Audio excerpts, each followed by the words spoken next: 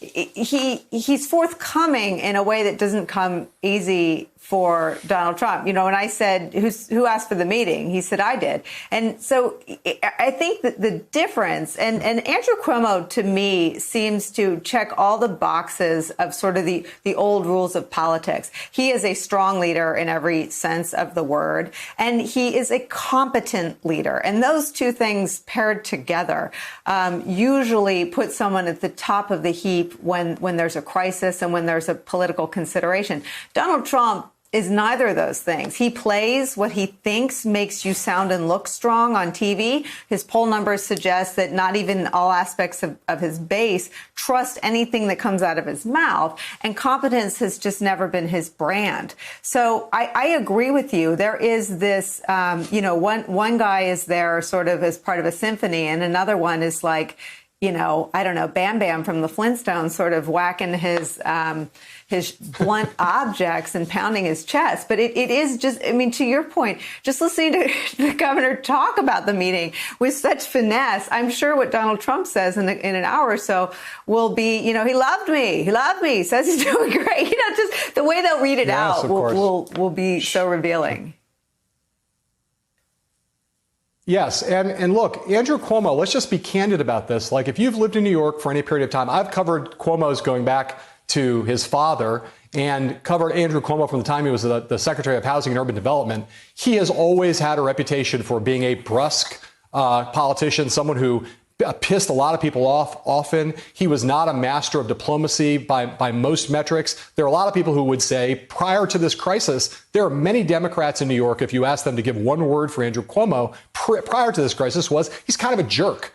And yet it turns out that in a crisis a crisis sometimes calls for the qualities of brusqueness and the qualities of frankness and the qualities of kind of ruthlessness in a way that Cuomo often exhibited to his detriment in the past. They turn out to be really good qualities to have in a crisis. And it also has drawn something else out of him, which is something he never previously had a reputation for, which is this art of diplomacy, this kind of delicacy. And Cuomo has elevated his game. What Donald Trump has done is exactly the opposite, right? Rather than elevating his game, the worst of Donald Trump has been laid bare in the course of this crisis. And that's the difference between a great leader or a great potential leader and someone like Trump, who in this moment, when the chips have been down and the glare of the spotlight's been on him and the stakes have never been higher, Trump has been reduced to his kind of bare minimum of what he is, which, as you put it, I was going to say, Cuomo's conducting a symphony and Trump is blowing his own horn. But whether that's blowing your own horn or your Bam Bam on the Flintstones, it is just the raw Donald Trump.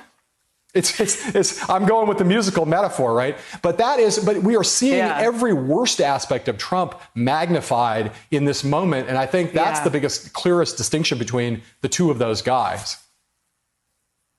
All right, don't go anywhere. Let me add to our conversation the chairman of the Center for African American Studies at Princeton University, Eddie Glaude, and the associate editor for Real Clear Politics, A.B. Stoddard. Eddie, let me start with you.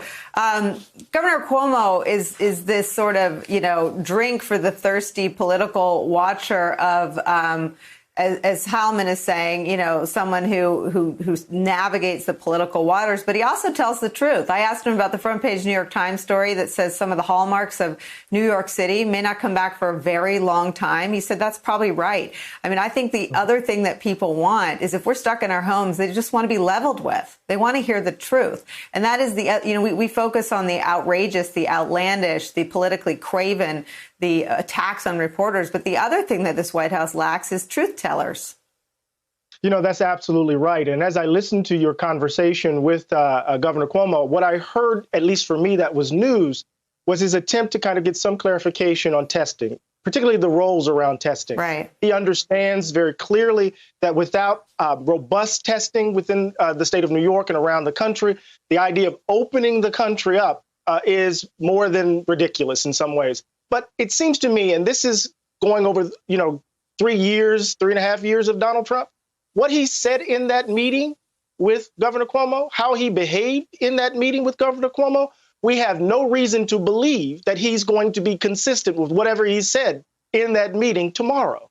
So I'm happy to hear that there was this emphasis on testing, but I'm not confident that we're going to see anything consistent moving forward out of that meeting.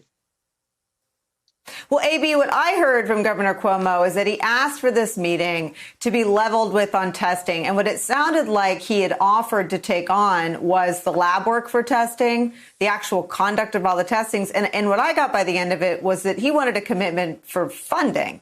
I mean, I heard him sort of take the baton that's been handed to him by this president to take over testing, to take over really everything in terms of fighting the pandemic. But what that meeting was about today sounds like it was about making sure New York, as the country's epicenter, gets the federal funding it needs to wage this war effectively. Right. And I don't think it sounded like there was a resolution on that, Nicole, or a resolution on testing. He, as John points out, was very careful in his words with you.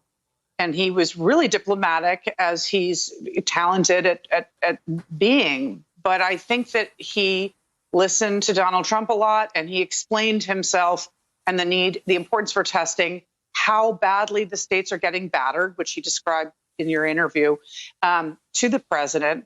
And what he said was, when you pushed him, was the president indicated on the next round he would, quote, be open to that. There was no resolution.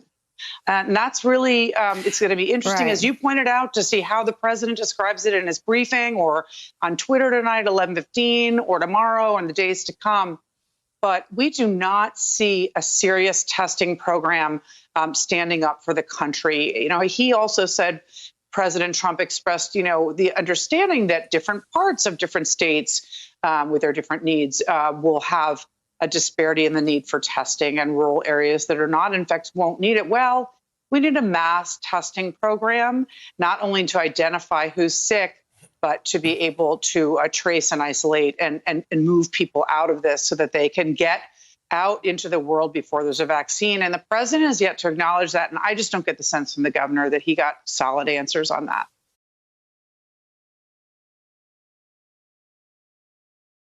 Hey there, I'm Chris Hayes from MSNBC. Thanks for watching MSNBC on YouTube. If you want to keep up to date with the videos we're putting out, you can click subscribe just below me, or click over on this list to see lots of other great videos.